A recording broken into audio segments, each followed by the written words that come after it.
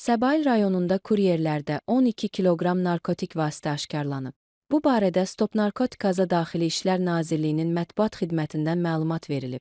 Bildirilib ki, Səbail rayon polis idarəsi 41-ci polis bölməsinin əməkdaşlarının həyata keçirdikləri əməliyyat zamanı 32 yaşlı Ülvi Rüstəmli narkotiklərin qanunsuz dövriyyəsində şübhəli bilindiyi üçün saxlanılıb. Onun üzərindən 4 kiloqram marixuana, heroin, tiryək və 100 ədəd güclü təsir edici xassəyə malik tramadol həbi aşkarlanıb. İdarənin 8-ci polis bölməsinin əməkdaşları tərəfindən keçirilən digər əməliyyatla 29 yaşlı Təbriz Ağayev də saxlanılıb.